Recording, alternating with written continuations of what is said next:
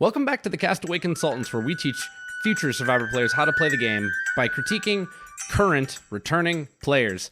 I am one of your three co-hosts, Derek Kubicek, and today we are going to be talking about episode 2 of season 50, Therapy Carousel. And I'm joined tonight by my two fabulous co-hosts, Josh Wessler and Ryan Stacy. Guys, I'm thoroughly entertained tonight, but how about you? Well, I'm certainly riding the therapy carousel. I don't really know what that means, but I'm riding it.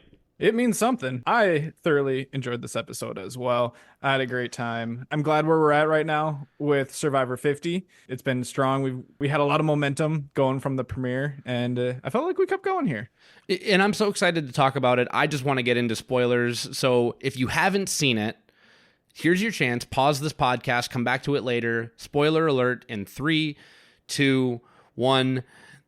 Guys, no matter what happens, I'm so happy I made Rick Devens my winner pick because I can tell that my emotional investment in his journey is going to pay dividends until the moment he's crowned winner or his torch is snuffed in glorious fashion. I'm so excited. Yeah, I'm definitely rooting for him and Christian. Like, if I wasn't before, this episode really just solidified it. They're such a wonderful pair.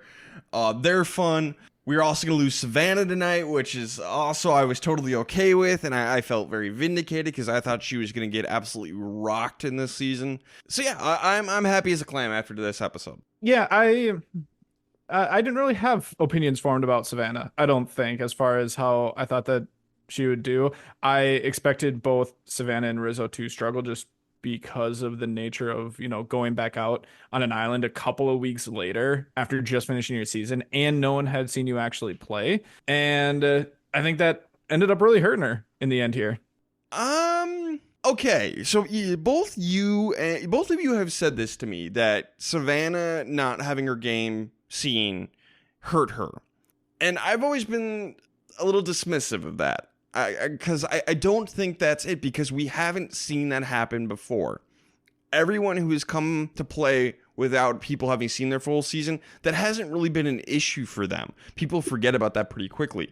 So I don't think that's truly a problem for anybody. It's what you do next. I think people's perception of you, it's a question mark, but now that you're out there, you're on a tribe with them, it gets shaded in. And I think Savannah did not do herself any favors there. Take a look at Rizzo. He was a little too excitable, we're going to hear starting off, but now people are inviting him to join their alliances. He may be lazy, but he's in alliances. Whereas Savannah, she is going to tell us she didn't really connect with anybody. She just didn't have that vibe.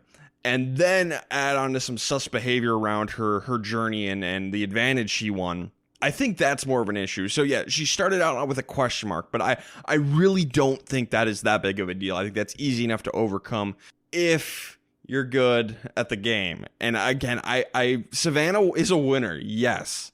However, she struggled at the social game and the strategic game in her season and went to the end with a really, really weak pair of finalists. She won, good for her, and that is how kind of Survivor should be played. Weak people should get to the end.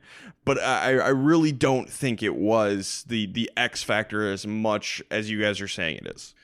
I know you say when you look at past immediate turnarounders, Malcolm Freeberg, Russell Hantz, Rupert from season 7 to season 8, that we don't see a lot of targets being painted on them for fear of the unknown. But when you've got really savvy superfans on a season like 50, where there are advantages and there's production interference all over the place, and you can only control for so much, maybe all of a sudden you do cast your gaze backwards and you think, Amanda and James coming back on 16. Amanda got second on 16. Russell Hantz made it all the way to the end on Heroes versus Villains. Malcolm was a super threat to win the game. Rupert is his own force, especially back in those early seasons. There is something to learn that if they're going to plan a returner season and bring someone back from the season immediately prior, it's because they did something interesting. So while history doesn't show it to be the case, I think that Survivor players should be aware of that if they are returning and you are looking at that person and you're like, I don't know what they did. I don't know them. And you and I talked about this off air. I think this also bears mentioning. This is the first time that we've seen that with a winner coming immediately back And that being tattooed on her game might have been the canary in the coal mine, so to speak, where it's like, okay, that's the last thing. She could kill our games if we don't know this about her, and she is that good. She's good enough to do it once. She's good enough to do it again. So I think it's just something that's worth mentioning. I think it's the reason that Jenna went home last week, because they wanted to defang her. And then I think that's why they tilted toward her this week. Just cut out what we don't know. The advantage and her game.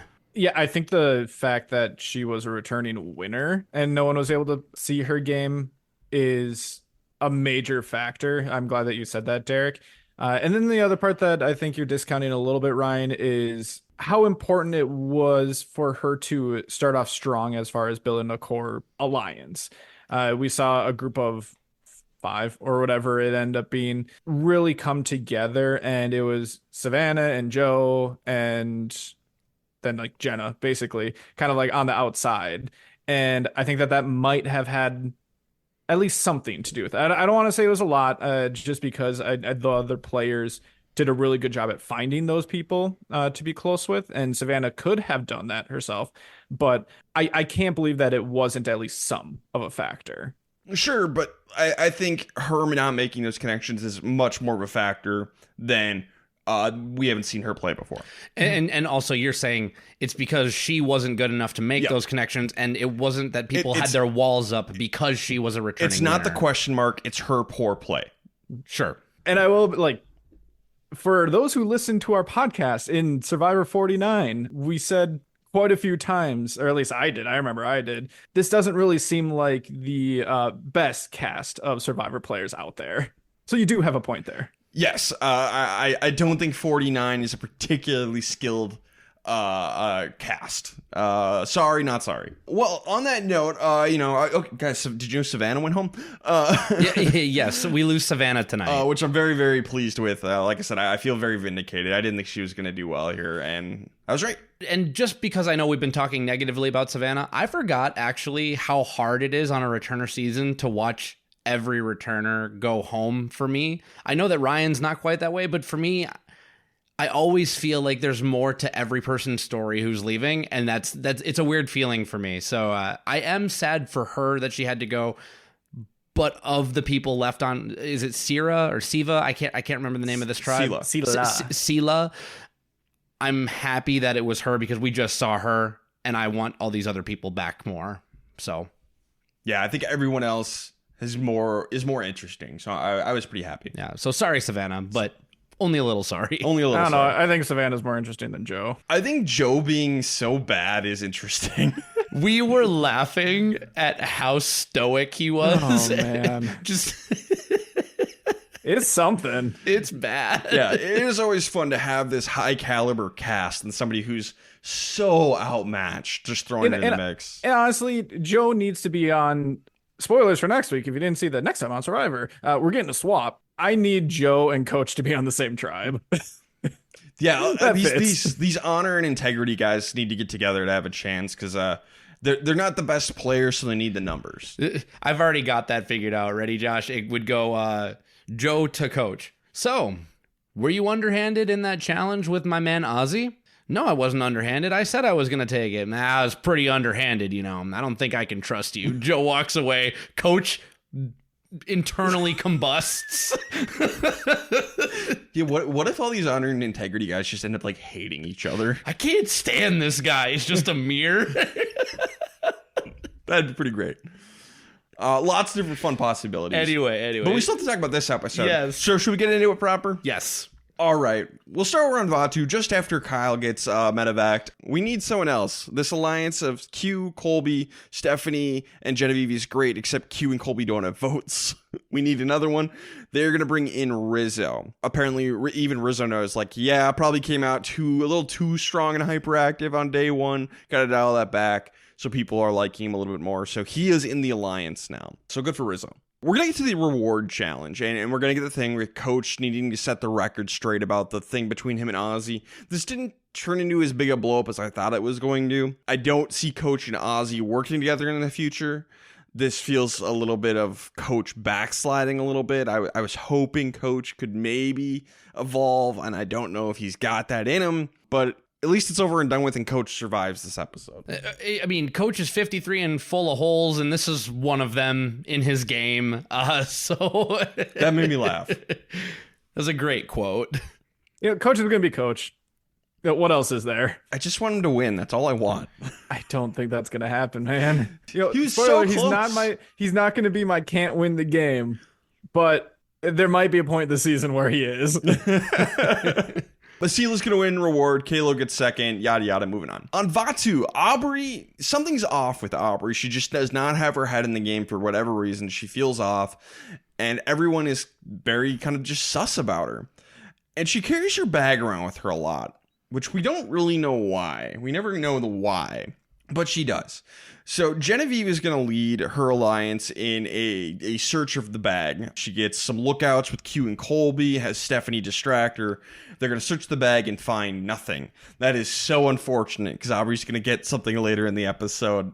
Oh, just missed. Not that it matters, but I called it ahead of time when Christian Hubicki found the boomerang idol. And I said, wouldn't it be funny if you sent it to Aubrey, like the other kind of weirdo on another tribe that could use this as a building block? And then cut to Aubrey walking into frame. And I was like, that applause snaps. Yeah, so Christian does find the boomerang idol and send it to her. And another aspect of that, because obviously we talked about the boomerang idol last week, like you want them to get voted out with an idol in their pocket and it gets sent back to you. Aubrey has done that. So there's that. That's good news. Aubrey, Christian, both odd ducks. That's good news. Christian's number one, Rick Devens, played with Aubrey on Edge of Extinction. And they both spent time on the Edge together. So if they do meet up, that's someone they could probably easily pull in. So there's lots of great aspects to that choice. So I love Christian's choice to give the boomerang idol to Aubrey. Yes. That's a good breakdown. Jonathan and Coach go swimming, and they're going to go fishing. And Coach, actually, his legs cramp up. So we have to get the safety swimmers to actually pull him out of the water, which I don't think we've seen outside of a challenge before. I think we've only seen that in challenges. I'm trying to remember. Who was it? It happened to Tasha. Yeah. In Cambodia. Cambodia, yeah. But that was during a challenge. So this is interesting. Again, it is fun to see the aspects of production you don't normally see. And then, luckily, no one was getting evacuated this time. Mm-hmm. I'm curious if they pulled the trigger a little quickly on this just because it was Coach, and they knew, like, man, this would be funny because it's Coach, and Coach just seems to be a little dramatic sometimes. The only thing missing was an eagle screech. Yes, we needed the eagle scream while he floated in the ocean. Guys, I've thought about this from an edit perspective. I think I know when we're gonna get the eagle hawk screech. It's gonna be when his torch gets snuffed. Oh, it's gonna be at its extinguish. It's gonna be and like because we haven't gotten it yet, except in like the preview, yep. At the beginning, and we haven't got it live yet. We're going to get it when his torch gets snuffed this time and likely for the final time. Or when he wins the season and like on the final vote, the winner of Survivor 50, Coach, Eagle Scream. You're right. Whatever happens, they're doing it at the conclusion of his story. And if it's not in there yet, Survivor editors, big fan of this podcast. You have time. Or someone, even if it's next week, you have time. The hawk screech needs to go in. It does not take long to add a sound effect like that. You just drop it in. Maybe you need an extra track. Take a second to make the new track. You drop it in. I already know they have it saved. They have that on standby. It's probably in their favorites folder. Yep. You don't have to go like download anything. You shouldn't have to. You should be ready because it's Coaches here. Like this, take a second. Yeah. So if it's not there, here's your chance. We can affect the season here. Put our stamp on it. Chrissy's kind of acting as the mom of the tribe, and we see at the very least Dee does not care for that. Charlie, who's known for having an alliance with an older woman on his season, let's talk about that. He's like, I might be inclined to make an alliance with Chrissy, but I can tell other people are getting annoyed by her, so I'm not going to do it. Probably smart. Good job, Charlie. Genuinely very smart. Yeah. Learn from past events, Charlie. Big fan of the podcast. Big fan of the horror movie podcast. And Chrissy seems like the type of person where if you paired with her and brought her, mostly to the end and she goes out, fifth, seems like the type of person that wouldn't vote for you either. Honestly, yeah, I can see it. I really can. Josh, you're hurting me. Why? 46. Because that's exactly what Maria did. I know. It hurts. Don't bring it up. It causes pain. Choose your alliance members wisely. God, 46 sounded so stupid. Yeah, I like Kenzie as a winner. False. Kenzie's awesome. Kenzie's great. If Charlie would have won, he would have deserved it. Over on Sela, we're going to just have a cluster here. So Devins is going to ask Savannah if she's got an advantage. She denies it.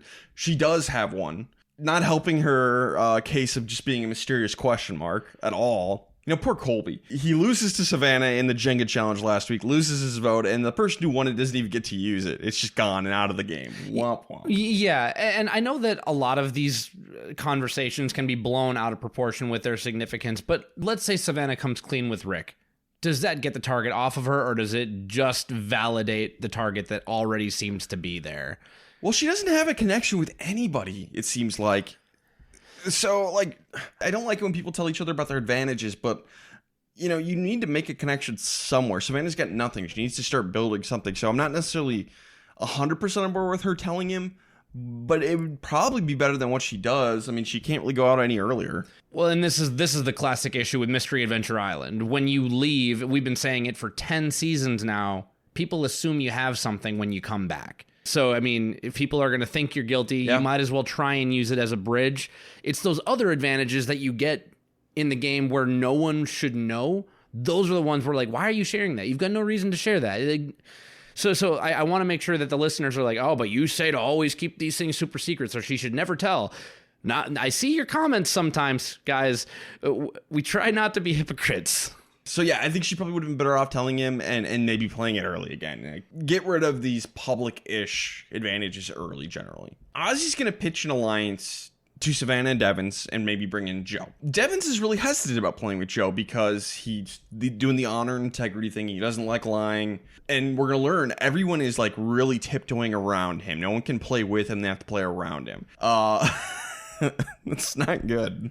And this is something that I don't know if it came up specifically with Joe or with David on 48. I feel like it was more with David, but I specifically remember us using the words walking on eggshells. On a season like 50, if people are walking on eggshells around you, that means you're either immediately a goat and you're going to be dragged to the end for nothing, or they're going to vote you out for being impossible to work with. Either way is really bad. So, I mean, I think Devins needs to kind of cozy up a little bit better in this moment. Yes. And say like, oh, I can see that. And I think he does good enough in the interaction with Savannah and Ozzy. But it's later on where it's like, oh, we could have maybe done a little better here. But also we have no idea how much Joe's been grading on it, because it seems like everyone's kind of in agreement that this is hard. I think we're going to have some positive stuff to say about Devins this episode, but I do think that, you know, he could have gotten a little bit closer to having a better conversation with Joe later on. Yeah. And we'll get there. Because Devins and Joe, they're going to go get water, and Savannah whispers something to Devins, which Joe sees, and she's asked him, like, hey, you going to bring up the alliance to Joe? And Devins like, oh, you know, I'll do that later. And then Joe immediately asks Devin about it when they get out to the water well, and Devin's kind of like awkwardly lies around it. It's just like, you know, someone's going to bring out like, what's the big deal? Why not ask about the alliance? And that is a good point. All Devin has to say is to be like, yeah, Savannah wants me to talk to you. She, Ozzy, you, me, they're pitching this alliance. What do you think? That's it. That's all Devin has to say. There's no reason for him not to.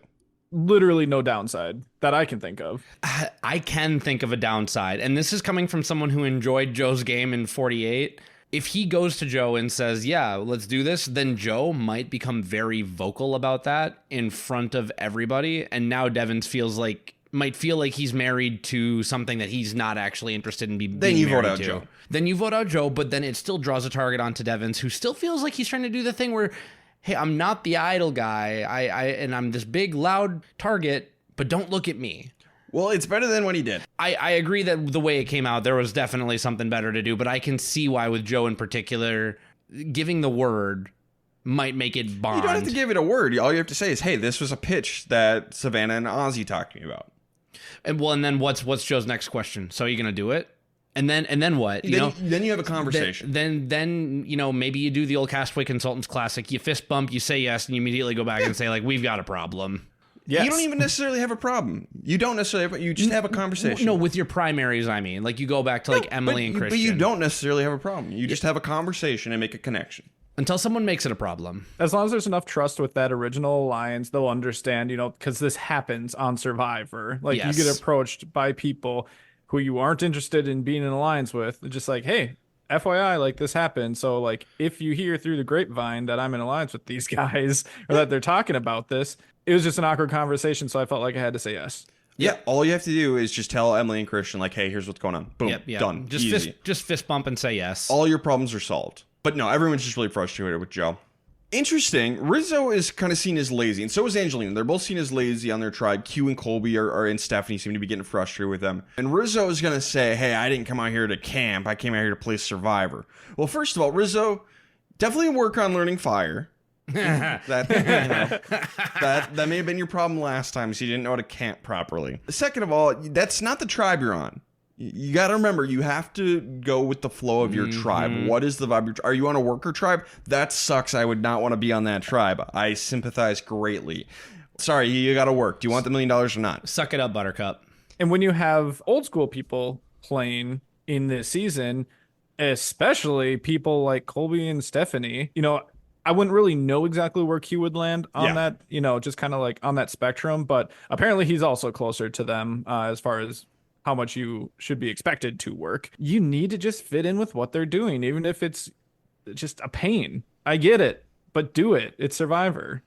Just collect some firewood. Just help collect some stuff and it's have not conversations. Strategy. Obviously you don't want to go off on your own and do work. Fair enough, but work with them. Like, go help them, and then you can converse, connect, bond, strategize.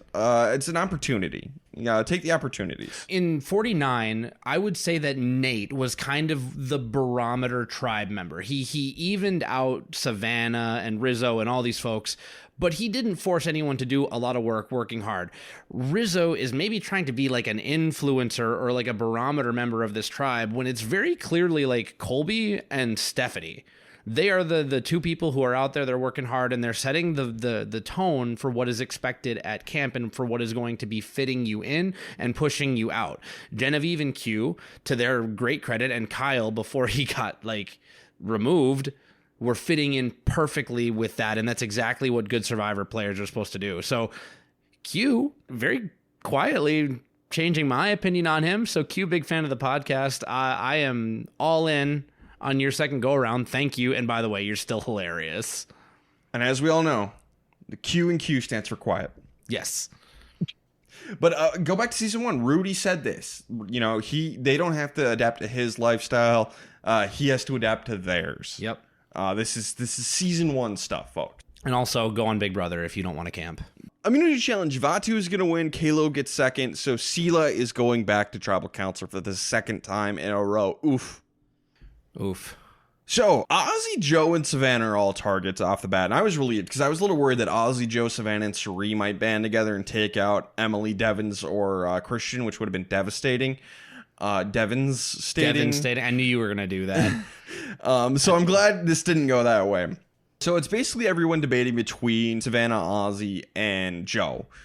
Joe's hard to work with. Savannah's hard to get a read on, and she may have an advantage. And then Ozzy, apparently his social game isn't very good. Shocker. And then, of course, he is close with Sari, so they are a duo. So all tangible reasons to vote out all three of these people, I think. Right, and I think actually Sari, doing the classic Sari thing, lays all of this out perfectly, and Savannah, to her credit, gets a pretty good read on the fact that Sari might be protecting Ozzy a little bit. But really, all Sari did was tell the truth. I think if I'm looking at those three, I keep Ozzy around the most. Joe's causing issues, and Savannah's a big unknown. So it's between Joe and Savannah for me, and it's just what's the vibe of the camp. I'm happy to go with either of them. Ozzy doesn't seem to be causing any problems, and he's Ozzy. He's gonna Ozzy himself out of the game eventually. You can probably trust that. So, and by the way, one funny thing that Ryan and I were talking about during the episode, Ozzy is so okay with Sari using him as a tool. I would too. If she can do this, because like I said, she is just laying out the truth, which is perfectly fine, and especially in the pre-merge, here are the pros and cons of everyone. What makes the most sense? Cool. Let's go with that. She does such a great job at deflecting this, even though, it is in her best interest, but so effective that Ozzy's just dumbfounded by her ability of doing this. He's like, oh my gosh, like you are a wizard. Here, have my extra vote. Yeah, Ozzy is so appreciative and just wants to prove his loyalty, which you could say that. You could just use your words. Ozzy, use your words. It's just how much you love Suri and appreciate her and you'll never betray her. Giving her the extra vote, step too far. I don't mind it because maybe, and I'm not saying that she has any reason to follow through with this, maybe Suri will keep him around a little longer because of that. Suri should keep him all the way to the end. No, I get that. But either way, I just want all of our listeners to step back and appreciate the fact that when Suri walks up to him on that log, she's like, just so you know, there was a big fire in your house. I already put it out. You should buy insurance. I watered your plants while I was there. From Ozzy's perspective, I don't know if we have any 2000s rock fans in the house, but there's a band, Hinder, and they have a song, Use Me, and the lyrics go, she's gonna use me, and I like it. That is definitely Ozzy with Suri, but with their strategy gameplay right now. So yes, anytime I can make a Hinder reference on the podcast, I think I have to. Suri, her first actual advantage in Survivor history with the extra vote. Officially, she's allowed to play it. Yes, that's like insane. A certain, what was it, legacy advantage? Yeah, the one that Sarah Lucina gave her in Game Changers, Yep. During the infamous Tribal Council. Whoops. To be fair, in I think probably her first 2 seasons, I don't know if there were really any advantages other than, an idol Idols. existing. There were That's idols. it. There were idols. Yeah, but not riddled with extra votes and block Right. of votes and all these different things. So, the number that existed out on the island back in those days was much lower. Sure, but, it was possible. And the fact that, it's her 5th play and she finally has an advantage. I guess I don't know if she ever got any on Australian Survivor. And I don't know if that counts. But, Not in my canon. I don't know. that's in the multiverse. I've got nothing against Australian Survivor. I just haven't seen it. Just Australia. So the Joe and Devon's conflict's going to come up again. Devon's eventually just gets fed up and walks away. Don't do that. It's really not good. I understand. I get it. Something that I would do maybe if I was just talking to someone in public, just like, you know what? This is a great conversation. Have fun. Bye. But yeah, it's just everyone is frustrated with Joe. One of my favorite parts about getting older, and I'm not like a wizened old man or anything like that, but I realize that if a conversation with someone isn't going well, there are 9 billion other people that I have yet to dislike that I can go learn about instead. I don't need to continue to talk to this person. A funny example, one time I was at a business networking event, actually with Mr. Wessler over there, and there was a guy, he was standing in our group, he was from Britain, and he was saying, oh, I'm a flat earther, and isn't it great that here we can share our ideas and still all be friends? And I was just like, no. And I was like, I'm going to go talk to somebody else now. There are 8 billion other people, but on Survivor, you've only got 21 other people. You have to find a way to have a working relationship. And I do think they figure something out, even if it's that they are not going to agree. Joe is going to ask Christian, like, hey, what's the vote going to be? And Christian's like, I don't know if I want to tell you. I don't know if I can tell you things, Joe. But what's amazing is Joe's laying in the hammock and Christian is just gently rocking him. It was beautiful. Full dad mode. Just like, calm down. It's okay. Rockabye, baby. Is there anyone here who's causing you any problems, sweetie? And Joe's like, yeah, you know what? There is somebody here who's causing me some problems. I want my own Christian Hubicki to rock me to sleep in a hammock. That does sound very nice. It looked very soothing. Can you just whisper to me about the cosmos as I drift off into a sweet slumber?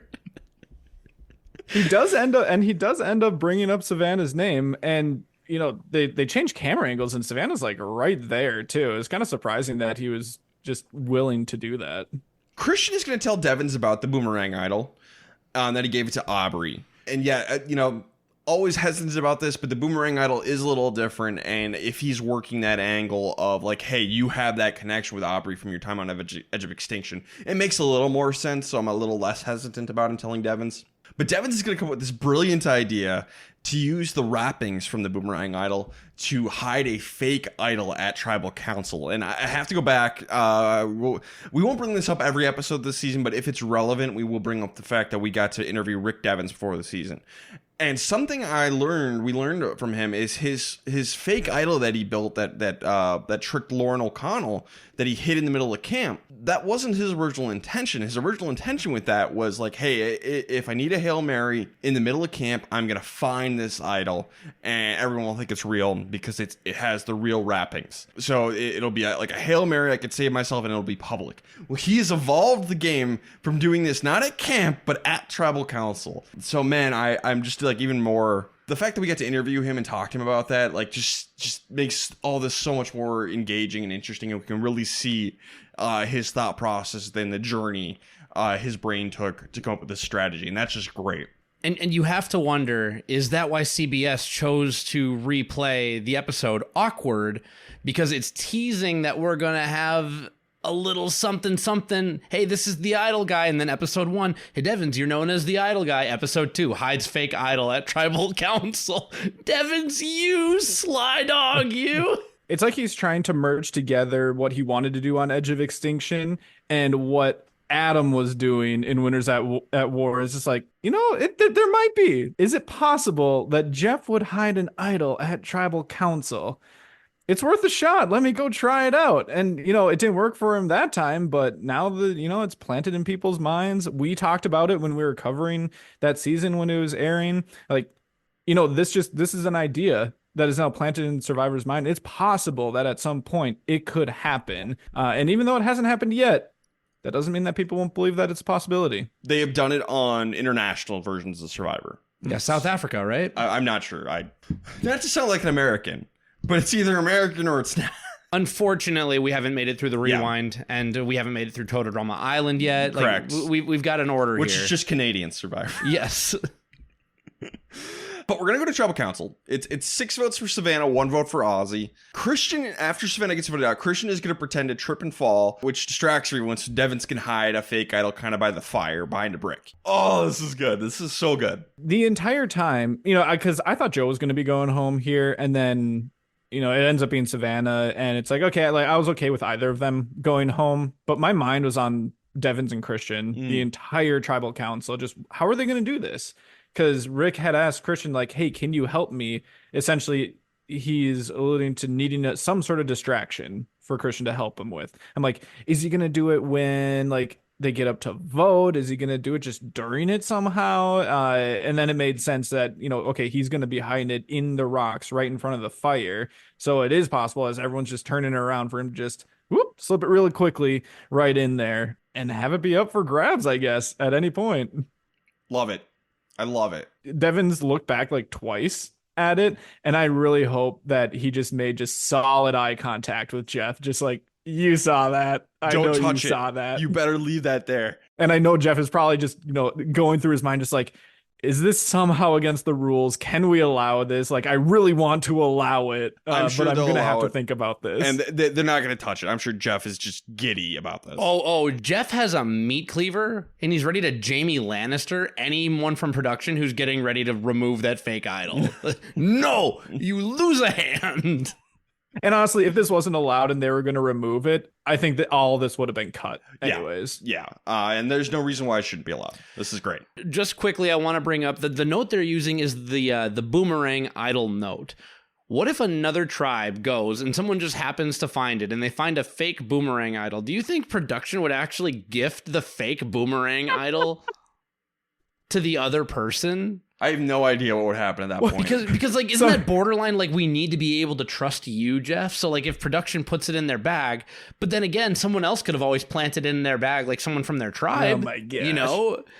So I'm just like, I like what they're doing, but I'm just thinking about how all of this could go so wrong. Derek, I'm going to take it one step further. Someone finds the boomerang idol, and gives it to thinks it's real, and gives it to Devins, and he receives it, and he's like, no. I built this. No, worse yet, he looks at it and thinks it's the one from the other tribe. Why does this look exactly like the fake one I built? Oh, goodness. There's so many fun possibilities here. But anyway, back to Savannah. Was this the right move? I think there were legitimate reasons to get rid of Savannah, Joe, and Ozzy. I think any of those three could have gone home and I would have been fine with it. And the fact that it's a consensus vote just solidifies it. So I'm going to say yes. I'm on the side of the fence as yes as well. I think you need to be careful if you are Rick in particular, because Joe is going to remember that this happened. And Joe is very likely someone that you're not going to be able to work with going forward. I know you're not there to make friends. So in that vein, I think Savannah was more likely to work with Rick Devens than Joe was. So I don't necessarily love that for him personally. But because you're trying to get somewhere as an alliance and you're trying to build something with these other players, even with Ozzy and Suri, I land on the side of yes, but you could really get into the granulars and figure out where this might be better for some than others. Yeah, I said it was fine, like good enough. For me, it was between Savannah and Joe. I think I would have preferred Joe, but I think that Savannah is good enough here for basically everyone. What did social media have to say? Ooh, interesting. So social media is kind of split, depending on the platform, actually. One platform actually is 62% no, and then Threads is actually 85% yes. So very interesting split there. And it almost comes out to pretty close to an even 50-50 when you just tabulate all the totals together. Okay. Well, let's get into best and worst player of the episode, shall we? Derek, you're up. Who is the best player of the episode? So I gave my best to Suri. I think there's a strong argument for Christian as well, but the reason I went with Suri is because I think it is best for her to protect her ally in Ozzy. The person who kind of sussed it out, Savannah, she obviously won the argument over her. And keeping together the misfits is better for Suri than for Suri, I think, to maybe go with the cool kids with like Joe, Ozzy, Savannah, and do a flip there. So because she got her way, she's off the bottom completely as a turnaround from last episode, put out Ozzy's fire, and I think is in the right alliance for her right now. I gave it to her. Josh? I'd agree. I think it's Suri. She is the one who started the conversation going towards Savannah in the first place. Could have gone to Joe, and she would have been perfectly fine with that as well, as long as it wasn't Ozzy.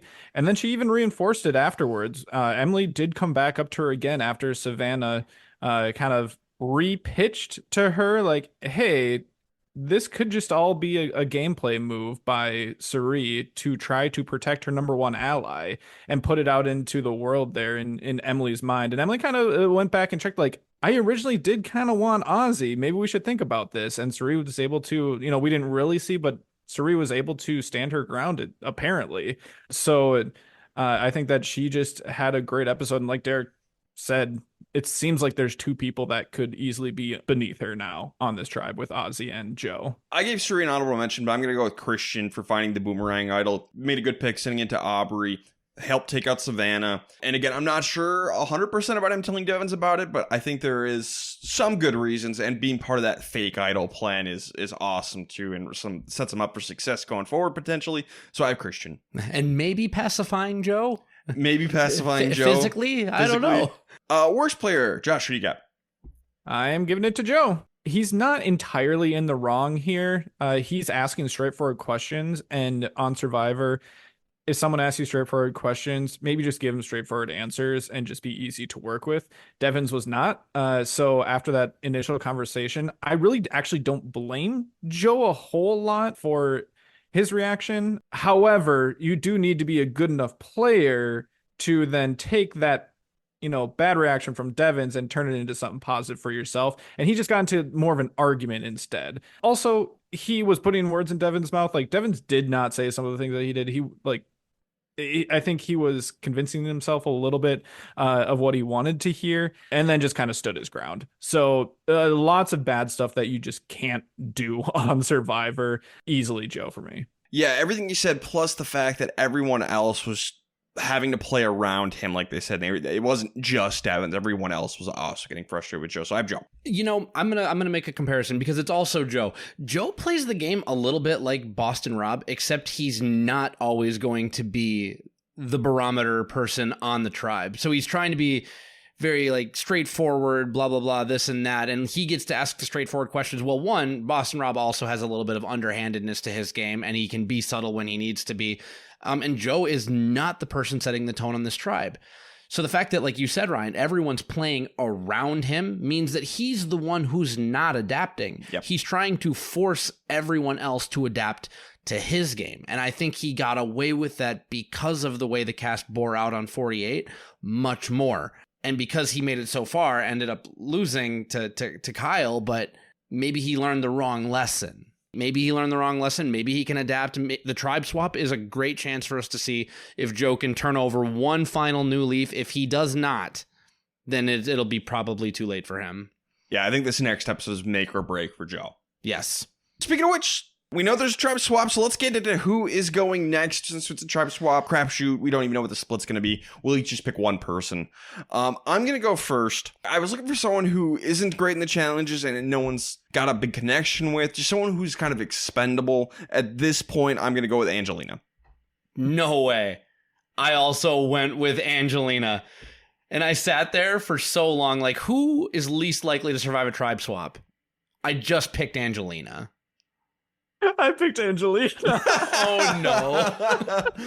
Angelina's going to win the season. Now confirmed. No. Angelina, like, big... Who hasn't really been part of the edit, and anything that they have been part of, it, like, is it anything overly positive? No connections, obviously it could all work out just fine for her, yep. But it could just make sense. Absolute crapshoot, but that is funny. There's 21 people left, and we all three landed on Angelina for some reason. That's funny. Now, I will say, I would not be surprised if we lost 2 people next week, just because we have a lot of people to go through, and a tribe swap would make a lot of sense as far as like, okay, we're swapping, and only one tribe wins immunity. Mathematically, yes. I hope Survivor doesn't do that. Let us get see the tribe stabilize and be in action. Like, I want it to know who's on which tribe and what the interactions are like. So I would rather just one tribe go this first episode and maybe the episode after that 2 go. I think that would be a better production choice, but we'll see. We've just got so many double boots to get through. We got to get through a bunch. All right, let's get into who can't win this game. Who did everyone say last week? Mine was Aubrey last week. Yeah, same. And mine was Jonathan. Okay. Derek, start us off.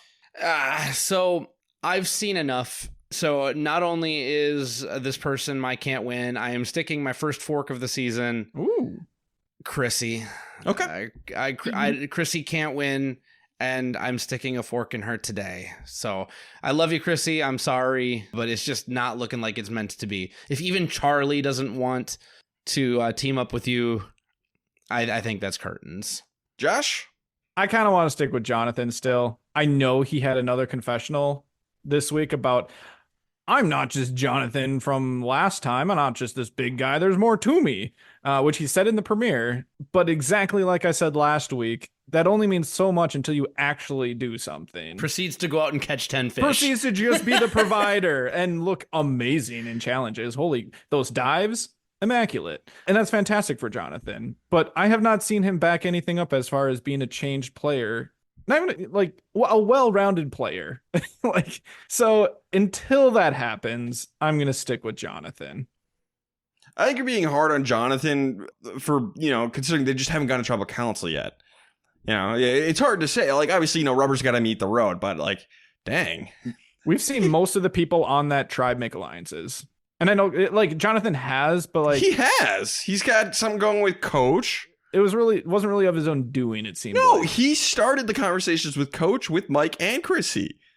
Look, I'm not the biggest Jonathan fan in the world by any means, but it's weird that I'm going to bat for him. I just think Josh should be hard on him. I am being hard on him, but weirdly hard on him. I think that he, going into Survivor 50, he was the most one-dimensional player. So it's an uphill climb for him, and he needs to... I feel like Derek says this whenever he has his... he needs to see something before he puts it on someone else. That is what I am doing right now with Jonathan. If you want my next best one, it's Mike White, but, just because I don't think Mike White has a shot. And I think he knows that too. Well, I'm going to go with Joe. I don't, I said next week will be make or break for Joe. I think it's going to be a break. I don't think Joe is going to make the turn. He could surprise me. Seems like a nice guy. I hope he does evolves and becomes a better player. That'd be great. I don't think it's going to happen, so I don't think Joe can win this game. And Aubrey, the reason I'm moving her out because this could be story-wise like, hey, she just had a rough start, and this was kind of the kick in the pants, the adrenaline shot she needed to start playing well. So maybe the redemption arc will come here. And maybe a swap where she's not on, because right now Aubrey is on a tribe that is being governed by like the cool kids. It's Colby, it's Stephanie, it's Genevieve, and it's Q. She's kind of on the jock tribe. She couldn't have gotten maybe a worse draw to begin with. I'm not. She needs to adapt to that. You need to be able to work with it.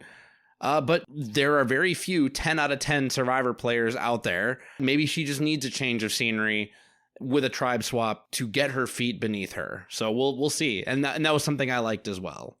Weird. So you guys pulled the trigger a little bit early last week. That's odd. I mean, it was a who can't win, and Aubrey was.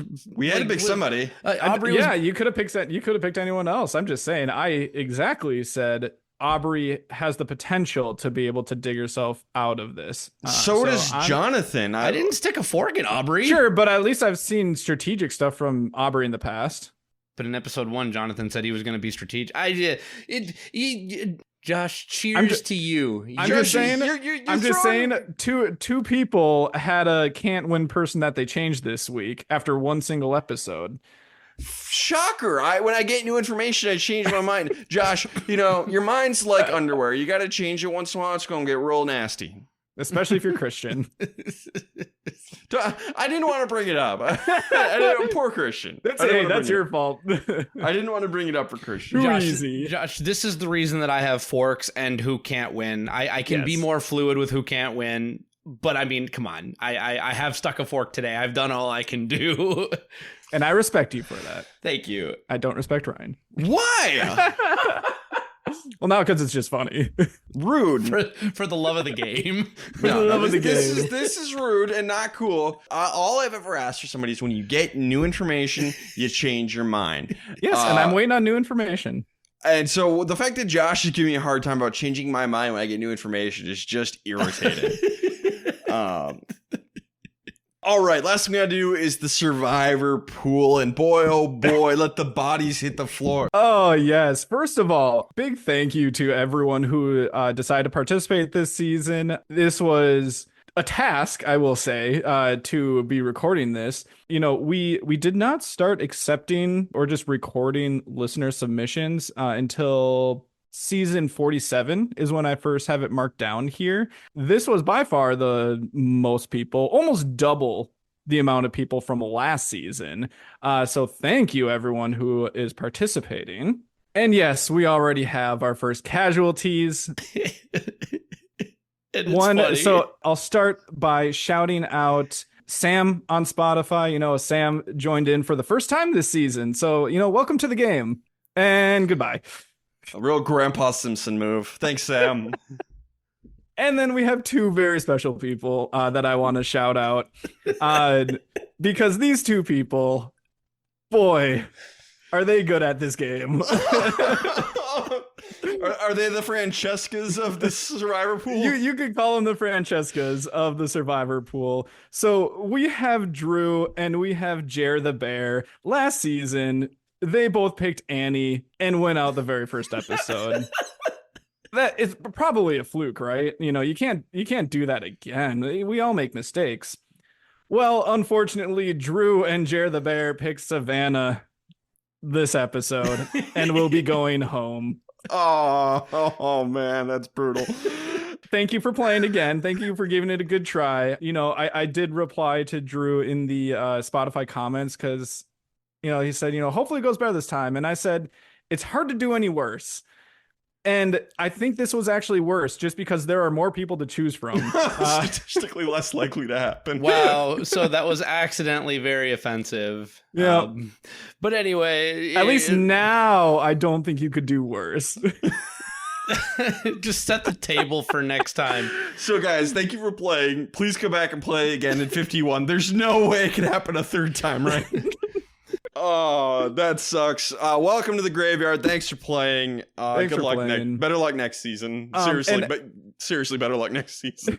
And I don't think we really ran through the rules last episode. We did have a lot of new people submitting for the first time. So just a quick recap. You can only pick each person once. And obviously you can't pick people who have already been voted out. So it is a little bit strategic on who you pick and when. So just remember that going forward. Yeah, you can run out of people. And if you run out, you're out. So, yeah, be careful. You don't want to front load too early with the safest picks. Yeah, a lot of new players, a lot of new listeners. I know we're getting to that part of the episode. Last week was our biggest episode of all time, and it wasn't even close.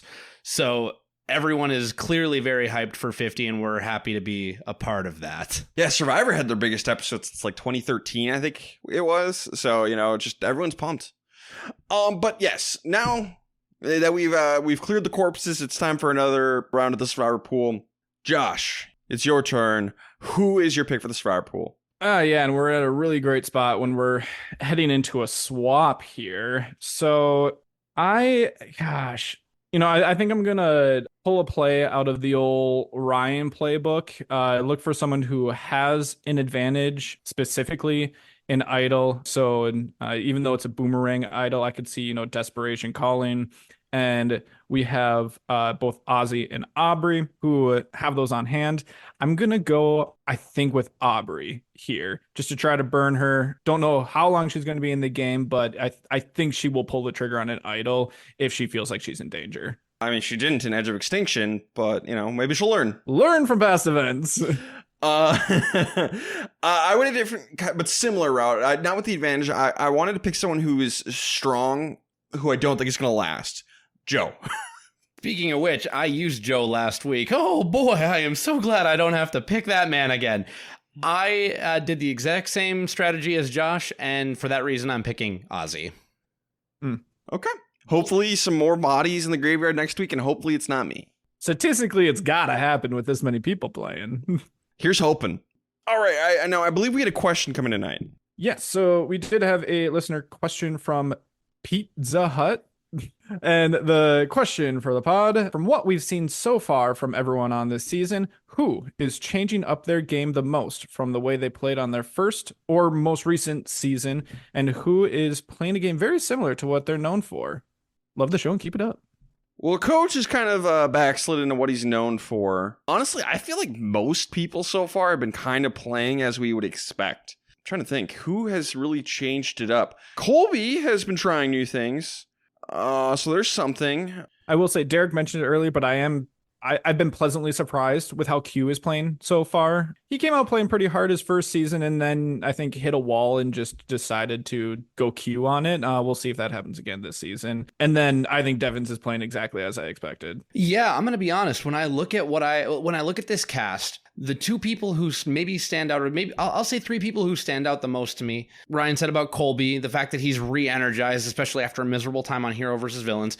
Q, he seems to be trying new things, and he's trying to turn over a new leaf. Genevieve is trying to lead with emotions and connections rather than treating people as explicitly chess pieces. And at least she's being vocal about it.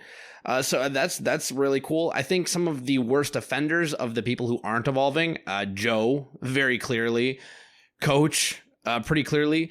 Oh, you know what? I'll give a shout out to Ozzy. He's taking a backseat in strategy by linking up with someone who's superior at strategy. Yeah, so Ozzy's trying to change it up. But yeah, I think everyone else is pretty even to where they've been. And I'm going to give a notice of incomplete on Jonathan, because he's talking about wanting to change, but like Josh has said with his Who Can't Win, we haven't really had a chance to see it yet. So like more to come on Jonathan. Yep, and haven't been to tribal, so tough to see. All right, guys, let's wrap this up. Social media. Yeah, you can follow us anywhere at Castaway Pod, all the social medias, YouTube, Facebook, and TikTok, posting videos. I've been trying to chop up a couple of nice quotes, got a little interactions on there. I'm sure that a couple people have seen, which is just Castaway Consultants. And then we do have a website, which is thecastawayconsultants.com. Ryan does a nice little write-up, and we posted on there. So if you want to check anything out, along with all of our episodes are posted there too. And can be easy to find. And then, like Derek said, we had our biggest episode in Survivor 50 premiere, just as far as like initial downloads go. Maybe someday it'll beat heroes versus villains, we'll see. But thank you to everyone who is new around here. And a way that a lot of people have found us is through rating, liking, all that fun stuff, sharing with friends. So please do that because it definitely helps us out. All right, well, I think that wraps up this episode. Can't wait to see what happens with this tribe swap. In the meantime, this has been the Castaway Consultants. Got nothing else for you. Good night.